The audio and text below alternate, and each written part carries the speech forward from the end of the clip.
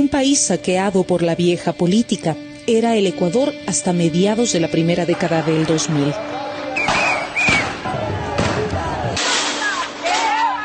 La inestabilidad era tal que tan solo 10 años llegó a tener 10 presidentes e innumerables movilizaciones sociales. Se va Gutiérrez, se va Lucio Gutiérrez, señores. Eran más los ecuatorianos que se iban del país que los que regresaban.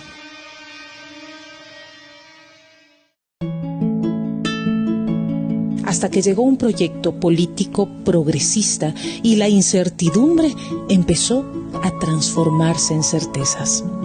La patria no está en venta, la patria vencerá las chequeras. Se trataba de Rafael Correa, un joven economista alejado de la política tradicional que empezó la gran transformación. Una nueva constitución aprobada por una impresionante mayoría en las urnas devolvió el poder al pueblo, que lo tuvo por 10 años seguidos, cuando el proyecto político de Correa ganaba elección tras elección.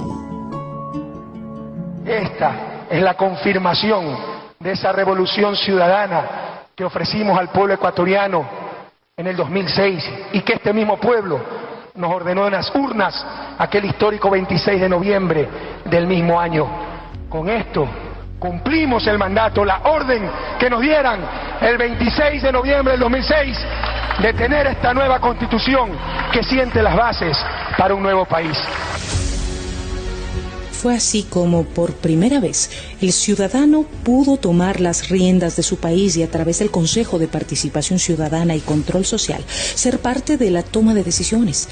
Las autoridades de control nunca más serían nombradas por políticos bajo su conveniencia. Lo reemplazaría un organismo independiente que reemplazaría a estos ciudadanos. El Estado dejaba de tener 3 funciones para pasar a tener 5, todas operando de manera independiente, ordenada y con sus respectivas atribuciones. El Consejo de Participación Ciudadana estaba encargado de la selección de 137 autoridades de las funciones electoral, judicial y de transparencia, consejeros electorales, jueces y autoridades de los órganos de control, todos designados mediante procesos transparentes de méritos y oposición. Juran ustedes que cumplirán fielmente las funciones otorgadas por la Constitución de la República del Ecuador y la ley en su calidad de vocales principales del Consejo de la Judicatura. Sí, juramos. Pero la destrucción llegó tras el triunfo de Lenín Moreno, que ganó la presidencia bajo el paraguas del movimiento político del expresidente Correa, pero no dudó en traicionar a sus electores. Moreno se entregó de lleno a la banca. Yo soy uno más, señor presidente, de tantos que no votamos por usted y ahora estamos gustosos de respaldar, de apreciar, de felicitar la gestión que usted está haciendo, señor presidente. Sabes, y en ese Antonio, orden de ideas, yo les estoy también agradecidos por no haber votado por mí. A los que les estoy agarrando un poco de odio, más bien a los que votaron. La gestión de Moreno se centró en destruir la institucionalidad del Ecuador. A 5 meses de haberse posesionado, convocó a una consulta popular que cambió la conformación del Consejo de Participación, nombrando a dedo a las nuevas autoridades. Les consultamos sobre el cese inmediato de los actuales miembros del Consejo de Participación Ciudadana y proponemos que los nuevos integrantes sean elegidos a través de votación universal. Los miembros del nuevo Consejo Transitorio, muy cercanos a Moreno, llegaron gracias a una cuestionada consulta popular que se realizó sin dictamen de la Corte Constitucional, tal como hasta hoy lo exige la ley. Fue y es por la reestructuración institucional del Estado. El presidente del Consejo Transitorio aseguraba estar por encima de la Constitución y llegó a tener un poder ilimitado. En el caso de que hubiera algún conflicto entre nuestras decisiones y la Constitución, ha de prevalecer la norma creada por nosotros para cumplir nuestras tareas. Basados en este criterio, todo en el Consejo Transitorio se hizo a conveniencia. En esta sala se evaluó a quienes no tenían la competencia de hacerlo, como a los jueces y juezas de la Corte Constitucional, mientras que a quienes sí debía designar, prefirió ignorarlos. Fue el caso de la Contraloría, donde no se topó a Pablo Celi. pese a que se había arrogado funciones. No me diga la mía hacer el tipo de tonterías. No me puede. A ver. Celi fue muy funcional para el proceso de persecución y Trujillo lo dejó en el cargo sin nunca evaluar su gestión. A quienes no los podían utilizar para su persecución eran tratados como enemigos. El presidente del Consejo de la Judicatura, Gustavo Yalc, un respetable doctor en Derecho, fue amenazado públicamente por Trujillo. No me obligue a usar la fuerza pública para reducirle al sitio que le corresponde. El proceso de evaluación no ofrecía ninguna garantía para las autoridades que estaban en funciones. Yalc y toda su caterva de cómplices de la violación permanente de los derechos humanos no nos va a detener. La Fiscalía General era el objetivo primordial. Para completar la obra se necesitaba una persona utilitaria que canalice la persecución en el ámbito penal. La elegida fue Diana Salazar, que en realidad fue la menor puntuada en el concurso de méritos. El consejero Javier Zavala Egas lo denunció meses después. Zavala Egas estuvo en contra de este nombramiento.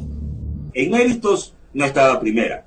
En oposición, en el examen escrito que se hizo, tampoco llegó primera. ¿Quién y cómo calificaron como calificaron a la fiscal para que llegue primera al concurso? Mi calificación fue 24/30. Por lo tanto, la pregunta es ¿por qué llega primera? Porque se la calificó para que llegue primera. En realidad, las pruebas de quien fue designada fiscal fueron mediocres. Su examen escrito recibió la calificación de 10/20 y su exposición oral solo demostró desconocimiento. Se requiere decisión para tomar algunas decisiones y tener la decisión de tomar las decisiones. La víctima, qué clase, la víctima tiene que versar mismo de la organización. ¿Pero por qué? Nos vamos a decir.